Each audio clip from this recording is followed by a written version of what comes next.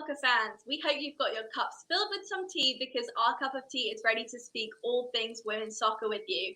My name's Megan Warner and I'm joined by my co-host Harlie Ford. How are you doing today, Harlie? Excellent. I'm very busy. I have some soccer to get to in like 2 hours. So we're gonna make this a hot, fast, beautiful show where we spill some awesome Woso tea. So yeah, we're gonna crank this one out this morning, and then as soon as we're done, got a show on, you're ready to just bounce. Yeah, I'm out. I gotta go teach some kids some soccer. Well, let some kids win some soccer. Hopefully, we'll see. We'll see. I will do it. Thank you. So yeah, let's get straight into it today and spill some tea with the latest and greatest in WOSO.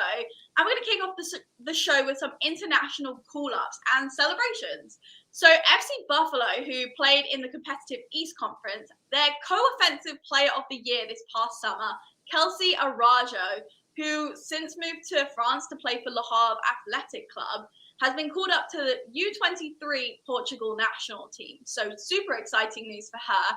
A big honor. U23 national team, I think they'll be having a camp in October and also a game against the U23 Spanish team. Yeah, what a great exposure for her, and also what an opportunity. I mean, once you're on the radar, it kind of like gives you the tools to get to where you want to go as a player. So wonderful news. In terms of other UWS news, Katarina Macario, who we know is a UWS championship MVP, like she's like almost like the poster child for what the UWS can do for you. Right. She also plays in France for OL Feminine, and she's been called up to the U.S. women's national team for the upcoming friendlies against South Korea. So she's going to be playing for a club and country. That's super exciting. That will be played in Kansas City on October 21st and Minnesota on October 26th. Yeah, that is awesome. Definitely, like, whenever we talk about UWS alum, like, Katarina Macario is going to be in that news.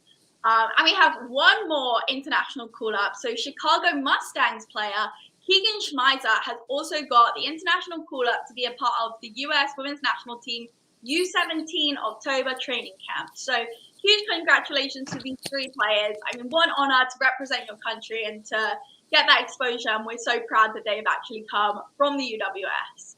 Yeah, and continuing with, I guess this wouldn't be as much in the vein as like positive news, but I think it is positive. So FIFA released an article confirming that following complex negotiations and with the support of Qatar, they were able to evacuate 100 members of the football community from Afghanistan, including the female players from the national team. So there were awful scenes in Afghanistan. This is something that we've been covering repeatedly over the last few weeks, especially as, tensions have developed over there. So it is not a situation that is completely at ease. Like, it is far from over. These women have lost their homes. They've lost their sport, but at least they are in a safer place where, they do have a future now, and they aren't completely stepped away from the game entirely. They're gonna find those fields again. Yeah, definitely. I think that's an important piece of news that it almost like it falls off the radar a bit, Yeah. At the time when it first kind of came about, everybody was speaking about it. And then now, like, the news has moved on and there's new things to talk about, but Right. it's far from over, like you said. So yeah, I'm really thankful that those almost 100 people are able to get out of that situation and hopefully find a new safe home. Yeah. And finally, to round out our news section for today, the final tournament draw for the UEFA Women's Euro 2022, which will be held in England, will take place on Thursday, October 28th in Greater Manchester at 5 p.m. British summertime.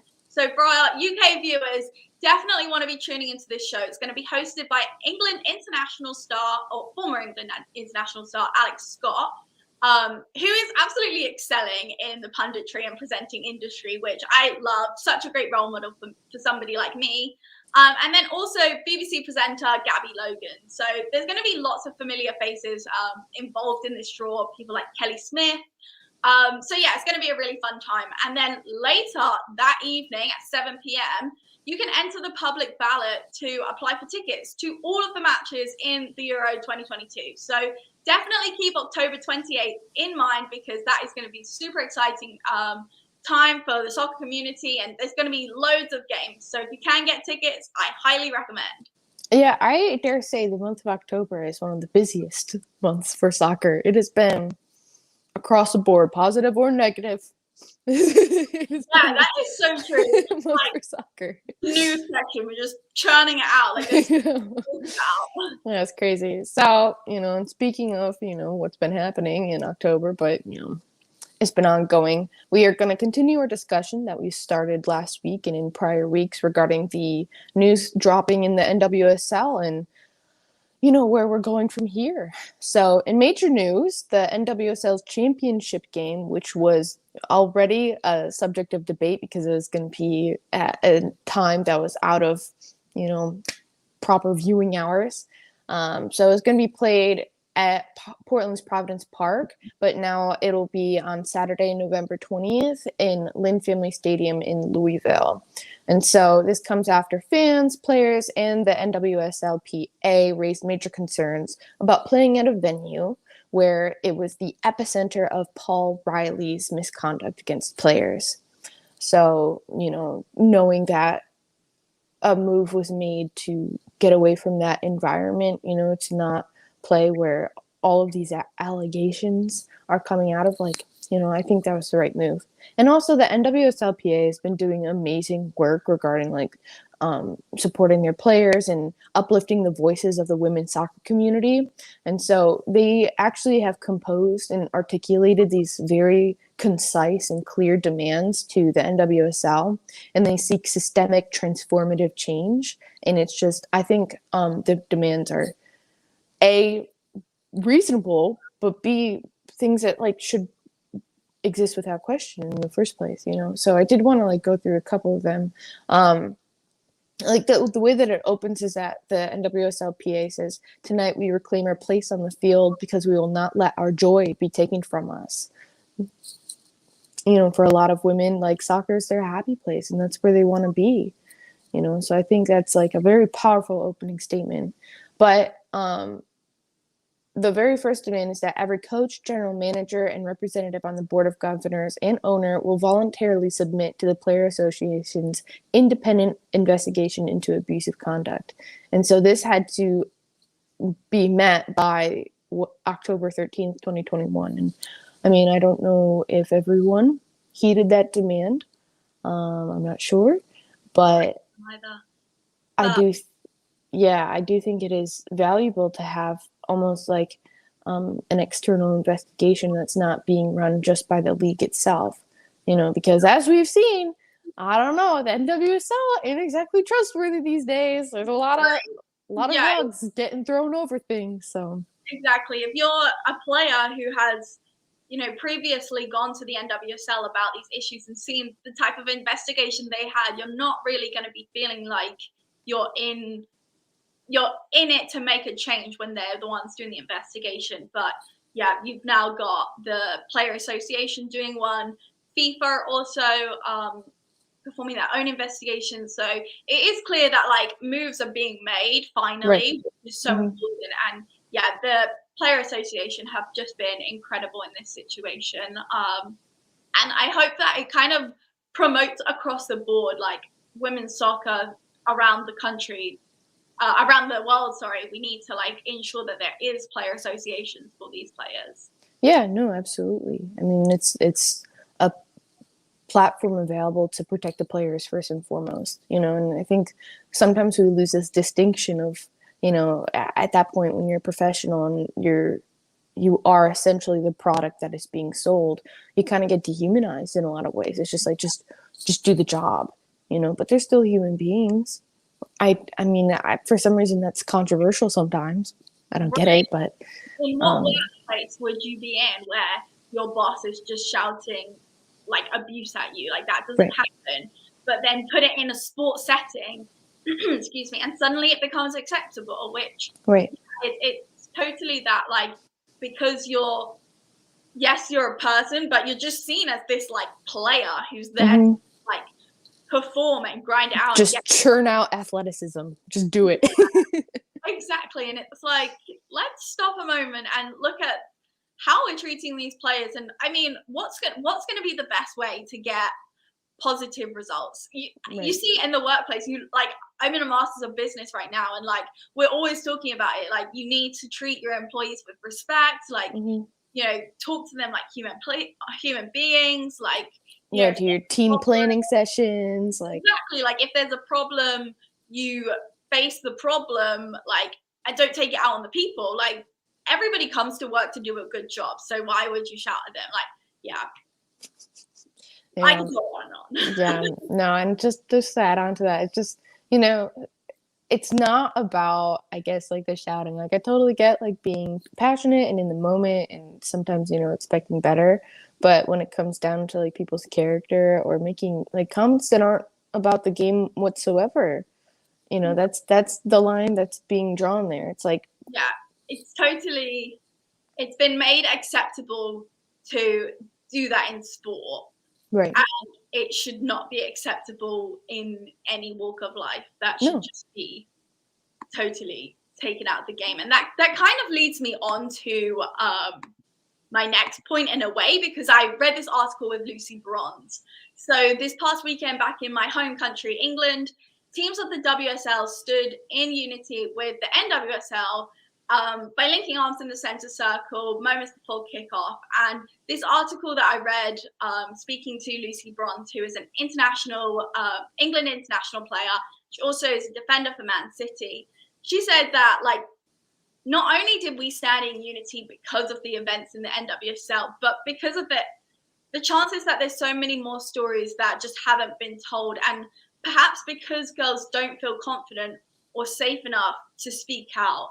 And I feel like everybody's kind of like discussing it right now, which is so good. But before, we didn't really know like whether it's like okay to kind of have this conversation, and you almost don't really know like what is classified within this conversation. Like, sometimes maybe a coach says something and you think to yourself like, oh, like, but you just brush it off because you don't know what it is, because you've never been taught about it. Right. And like, more often than not, it's just like you're told that's just how it is. Yeah, exactly. So you just think like, okay, brush over that. And then it kind of like snowball effects, because once you accept, the small comment, that then can build into something so much more. And then we find ourselves in these situations, and it's because we're allowing this behavior to happen. But it's because nobody knows that that behavior initially needed to be called up.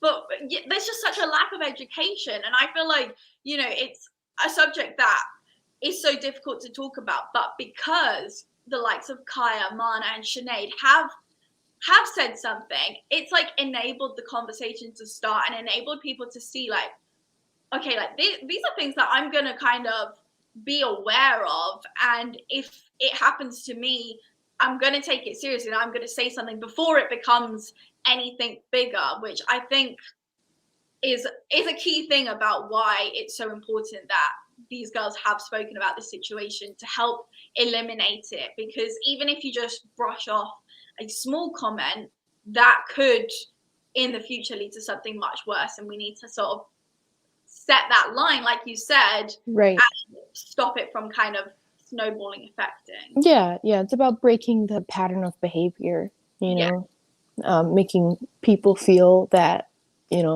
if they are in positions of power and have been utilizing it in an irresponsible way, I want them to be uncomfortable. Yes. Like, I want them to question the things that they say, because they should. They are in positions where they can irreparably like harm the people in their lives, and so if they're just carelessly or in some ways, I wouldn't say careless at all. I would say like very pointed and very active decision making, in the way that they utilize their power to lord over their players.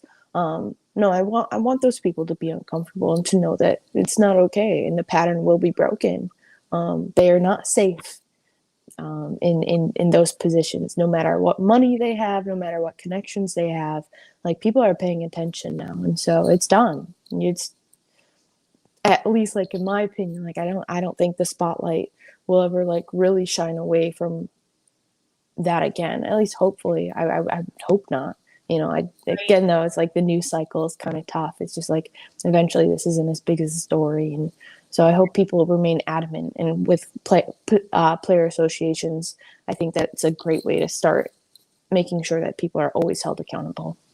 Yeah, definitely. I think I read that it's like since August, there's been 4 people who've been like fired or asked to step down from the NWSL, which is like an insane amount. Yeah. In just in executive positions, yeah. Right. And so previously, we saw coaches who had left one team because of misconduct, but then just be hired by another team. And I think that's exactly what happened with Paul Riley. Exactly. Like this, I think this time we are breaking that cycle where those 4 people, I mean, if they come back into the NWSL, there's going to be absolutely uproar. Chaos. Absolute chaos. They should never step foot on a soccer field again, in my opinion. But, that's my opinion. Also, speaking about international stories, and this is something that we also have touched on. We are so good at this. We have talked about this stuff, It's just, we brought up the point where it's just like, yes, while this is currently an American-based conversation, it is not limited to just this country. There are stories like this across the world, in every single place, in every single field, in every single locker room. This is an issue that happens for women across the board. And so since the news coming out of the NWSL, we've also had Australian and Venezuelan players coming forward to share their own stories and report sexual abuse. And so we knew that this issue was occurring in the NWSL, and that it has been prevalent in many ways, but it's also very evident that it is much, much bigger than just one league. It's bigger than soccer even. It's a women's issue. And so I think in many ways, we try to look for the positive thing, and what can be taken from this moment is that now, as Megan said, women are empowered to come forward, to speak, to know that they have support behind them and that they are not alone in these situations. And so hopefully that sets the standard for players going forward. They know what they deserve. They know what to expect out of the game, and they know what's not going to be right for them. And hopefully this reduces the number of players that will ever have to go through this. Yeah, completely agree. I hope that a lot of these, whether it's clubs or leagues, they just have maybe a meeting with their team or with the clubs involved in the league to address this and ensure that players know the protocols in place, because maybe other leagues outside the NWSL, maybe other leagues around the world do have a protocol in place and they're ready for this issue, but maybe players don't necessarily know about it because, like you said, it's that subject that is very difficult to talk about, but it needs to be spoken about. And I feel like players now are being empowered to speak about it, but we also need to have that educational side where leagues and clubs are beginning the conversation of this is the set protocol, and so everybody is informed about that and what they should do to find themselves in the situation. Yeah, agreed on that.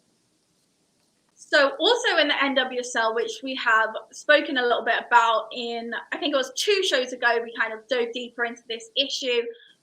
Yesterday, ESPN released an article all about the Washington Spirit issue. So the article was saying that sources have confirmed Steve Baldwin, who is currently the controlling owner of the NWSL's Washington Spirit, he has informed the club's other investors of his intention to sell his stake, which, I mean, about time. We have called for this on the show. Sell the team, Steve. Right? The Spirit Squadron, we spoke about them in that episode of Diving Deeper, an incredible fan supporting group. Absolutely. But yeah, he has said that sources confirm that he is going to be selling his stake in the club. And even another investor, Michelle Kang, has actually put pressure on Baldwin to share his share after the reports emerged about the Washington Spirit just not operating in an acceptable manner. You know, we had the verbal abuse of Richie Burke, which when he initially stepped down, and I'm still not over this, they reported it to be due to health reasons, like health concerns. Right. And that then came out totally different, which that frustrates me so much because it just makes you question. Yeah, absolutely. Are we something about that is like in the first show that we started talking about what was happening with the Spirit, I think I said something along the lines of like, at the very least, at least the Spirit are, they've removed him from that position and they're doing the right things. And then it came out later. It was just like, no, that is not what happened at all. Like they actively tried to keep this from being a story, from letting anybody know that there was any behavior going on that would be, questionable or something that was hurting their players. Like that is just, I don't know. It's just like it's like a breach of trust almost. You expect these organizations that are built to support and empower women, and they're actively letting like this predatory and abusive behavior exist within their environment. Just yeah, furious. It just does not sit right with me when I just think back to that. I'm like, we're over here sort of saying like, done the right thing, and then it comes out that they've just totally lied. Like, that is so unacceptable to try and cover it up, to try and prevent the story, like you say. And then continuing on, the Spirit has then come out about the toxic work environment that has been created there, where throughout the organization on the kind of business side to it, the treatment of employees has been disgusting.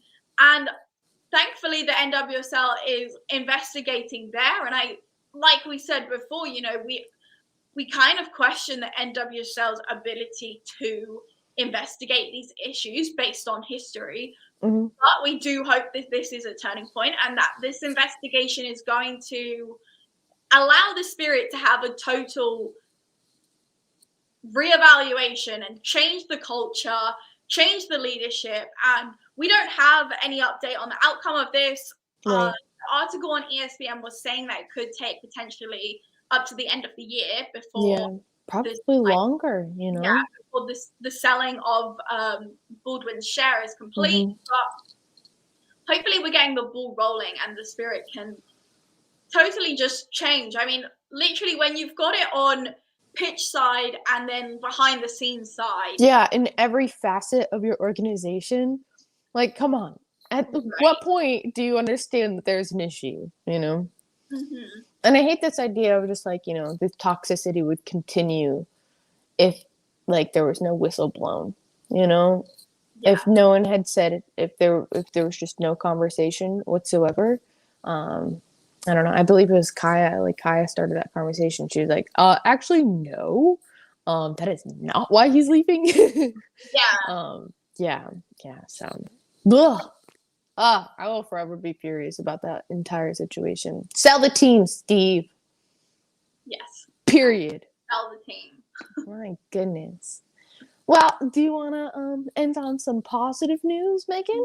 Yes, I think we definitely should. Harry from San Antonio has been joining the show, and let's give him some positive news. Thank you for joining in. Thank you for joining, Harry.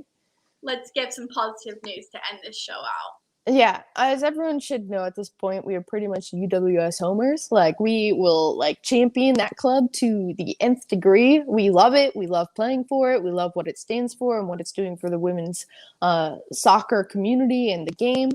However, this is a show about all things women's soccer, so sometimes we're going to have to talk about some competing leagues. So, this is very exciting. There are some very serious moves coming out of the USL to develop a super league, which would be a new second division professional women's soccer league, and they are expected to start play in 2023. So this is I think that's pretty rad. So this is building the platform and the accessibility for women in the game. So right now, the USL Women's Pathway would include the Super Y League, which I think is for youth players. And then the USL Academy, the pre-professional USLW League, and that's supposed to kick off in 2022. So that would be parallel to the UWS, and that like it's more amateur soccer but semi-professional in some ways. And then there's the professional USL Super League, and that would be competing league to the NWSL in theory. And so that's expected to occur within the next 2 years. In the USL, they're expected to apply for Division II sanctioning from US Soccer to make the whole thing like official.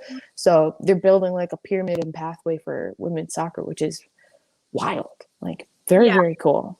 Yeah, very exciting news. I love when it comes into that pyramid of, I think like growing up in England, I remember being in like meetings with like my academy director, and they always had this pyramid and they really explained it. I feel like the pyramid structure is very clear in England and not quite so much in America. Because there's not. When organizations come in with a clear pyramid, I think that's like, to me, I'm like, yes, a pyramid. Like that's what you want to see. You want to be able to see the progressions. You want to be able to see a pathway, so that when you've got these, you know, like Harlie's coaching young players right now, and she can actually say to them, I know exactly where you can go. I have this pyramid structure, and I can guide you, and I can help you, and I can really see the future for you, rather than it being a bit more of an unknown. And the other thing that really stands out to me about this USL Super League is that I like the name. It's not like the USL Women's Super League. It's like, no, it's just branded as a Super League for us. Like, it's female players, but it doesn't need to be specified. It's not the MLS men's, like, you know, let's just take that out, because sometimes I feel like you know, that the NBA and then the WNBA. It's still basketball. Whatever. Yeah, exactly. So I kind of like that too. Yeah, I like it too. And then in terms of executive positions, this league is actively looking to hire experienced women who know the game, love the game, and want to make a change within the game. You know, they're seeing what's going on, and they want to be a part of creating something new and creating incredible opportunities for the future of females in America. On October 12th, the USL announced Amanda Vandervoort as the innovative sports executive with more than 20 years of experience across all levels of women's soccer and men's soccer. And she's the president of the new Super League. So, I mean, that's just so exciting. What an incredible resume she has. And she made this statement about the Super League.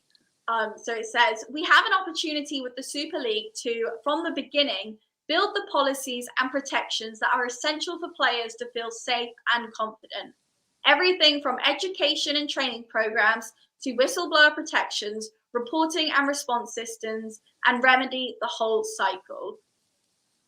I mean, wow, like that's exactly what the people, that's exactly what the people want to hear after everything that is going on right now, to have a league where you've got this female, incredibly powerful woman who has incredible experience. She knows what she's talking about. She knows what she's doing, and she's coming out and saying that this Super League is going to build from the beginning to ensure that players are safe and are able to just thrive in the game. That's all people want to do. Like, that's all these females want to do, is play the game, represent their club, enjoy the professional game.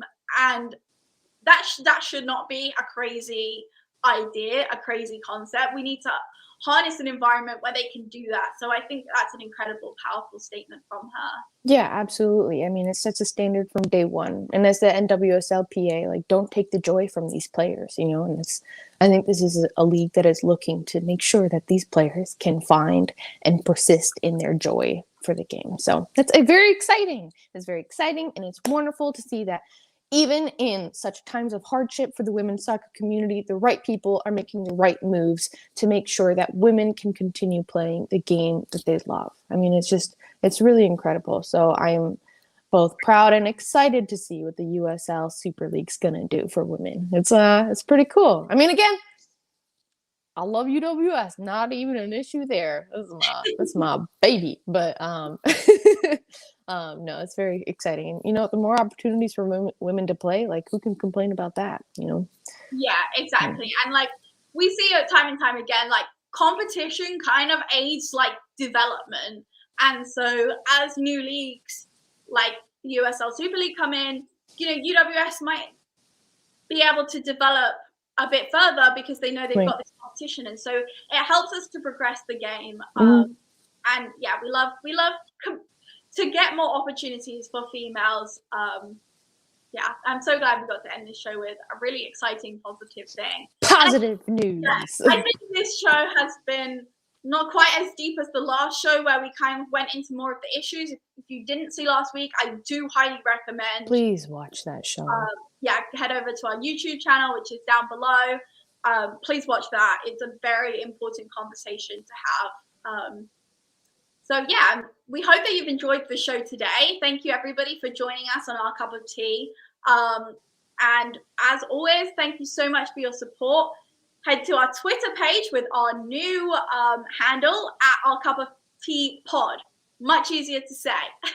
No underscores. If you haven't already, subscribe to our YouTube channel, follow your hosts individually, and we'll be back next week with another show. So thank you so much, guys. Thank you, guys. Have a happy Saturday. Yes. Hopefully I win some soccer. We'll see.